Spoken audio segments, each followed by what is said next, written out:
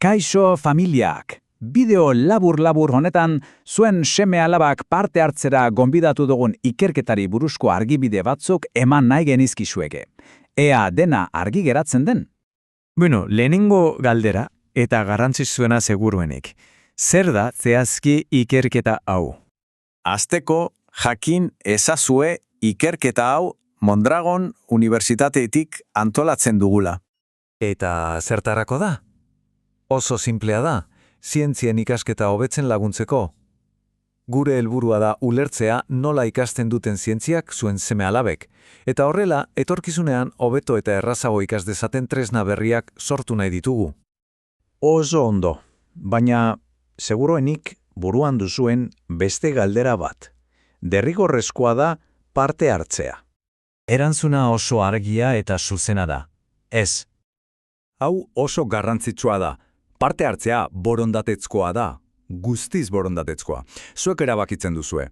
Eta lasai egon, erabakitzen duzuenak ez du inolako eraginik izango zuer seme-alaben eskolako notetan. Bat ere ez. Bale, eta datuekin zer? Jakina, hau beste kezka garrantzitsu bat izaten da. Seguru egongo dira gure seme-alaben datuak. Bai, erabat. 3 gauza garrantzitsu jakin behar dituzue honi buruz. Lehenengoa, jasotzen den informazio guztia isilpekoa da. Guretzat bakarrik da, ez da inorekin partekatuko.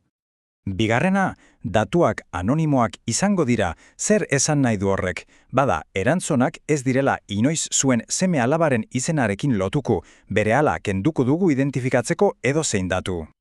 Eta hirugarrena, eta hau ere funtsezkoa da. Datu hauek guztiak ikerketa honetarako bakarrik erabiliko dira. Ezertarako gehiagorako ez, helburu zientifikoetarako soilik. Ados. Orduan, hau guztia entzun eta gero, zuen seme-alabak parte hartzea nahi baduzue, nola egin? Oso erraza da. 2 pauso bestenik ez dira. Bat, seme-alabarekin batera jaso duzuen baimen orria sinatzea. Gurasoek edo tutorek.